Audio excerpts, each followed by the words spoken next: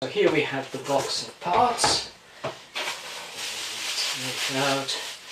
We have the power supply for the Raspberry Pi computer system, which I shall put over here.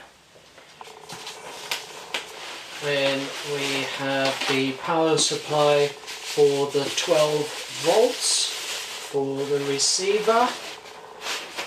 We'll keep that here for now.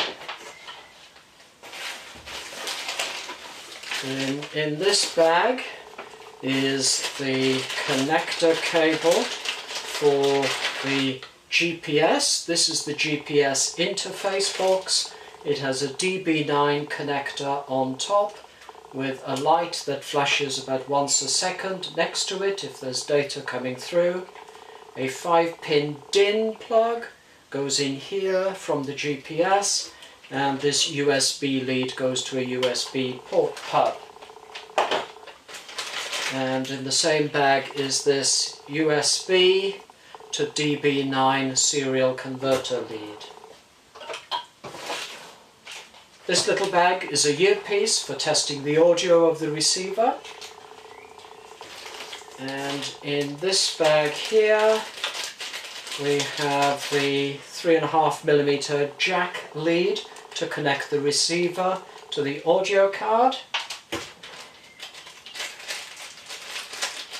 Here is the audio card in its little cardboard box, and in this non-static packaging is the Wi-Fi USB stick. As South Korea uses the Shuko type of AC outlet adapters, two are included for converting UK plugs into South Korea AC outlets. We don't need those here in the UK. And then in this bag is the GPS receiver, which is used for position, with a 5.5-meter cable ending in a 5-pin DIN. Put that over there. And then all together on a baseboard here we have the 10 megahertz whisper receiver with no user controls required. On the back of it here we have the antenna connector, which is SO239. We have a jack plug, coax jack plug for the 12 volts power, and then a 3.5mm jack plug for the audio. And here we have a Raspberry Pi ARM computer, 1 GHz, with solid state memory. And on the back of it we have 4 USB ports. We have an Ethernet adapter, should that be needed, an audio 3.5mm jack socket here, HDMI monitor, only HDMI goes in here, and then micro USB for the power. And through this hole one can see the red light, which is power on, and a green light which flashes when the disk is being accessed. And at the back we have a 4-port unpowered USB hub, which plugs into one of the USB sockets on the Raspberry Pi. And on this board we have 4 holes, so if it can be screwed down to a wooden surface if needed. So here we have that. That's the unpacking.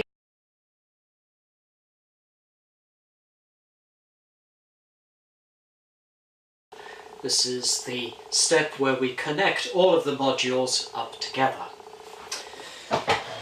Figure 2 of my guidebook has a block diagram of the various components and with a list of all of the connections. So let's go through those. Number 1 is the AC power cord to the 12 volt supply. This is the 12 volt supply, and we'll plug the AC power cord into the outlet but not yet switch the outlet on. The second connection is the coaxial power plug from the power supply to the Whisper receiver. which goes in thus. The third connection is the audio jack plug from the Whisper receiver on the left hand side, which goes in there. And we take the USB sound adapter card out of its box, plug it into the 4-port hub, and then plug the audio into the microphone socket, which is coloured red.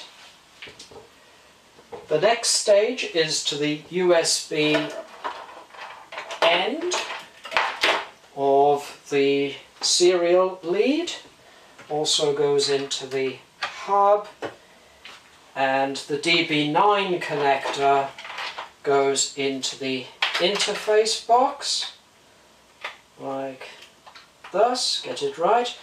It doesn't screw down, it just stays in place as it is. Then the USB plug from the GPS box, the black lead, the captive lead, goes into the hub.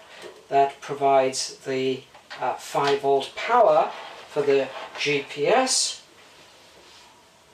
And now we have I'm on step 9, the 5-pin DIN plug from the GPS goes like thus into the interface box. There's the GPS receiver.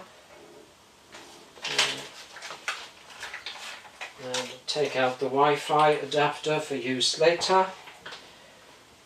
The USB lead from the 4-port hub goes into the USB port on the Raspberry Pi. I've done that earlier. The micro USB lead from the 5-volt wall wart goes to the Raspberry Pi. So this is the micro USB in at the front, and the wall wart, which is a switch mode power supply. Again, we'll plug that into an AC outlet, but not yet switch on. A USB mouse lead, so this is from my mouse,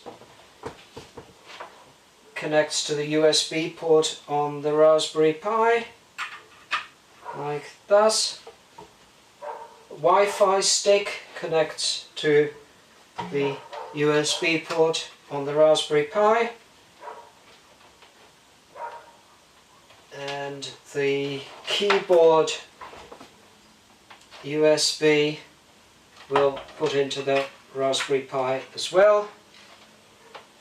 We have the HDMI monitor plug, goes into the HDMI socket. The antenna plug, and here I've got a simple outdoor antenna, PL259 connector, goes in here, screws onto the socket. We've got the power supplies already in, and the Ethernet cable, we're not dealing with that. So that is all of the interconnections now in place.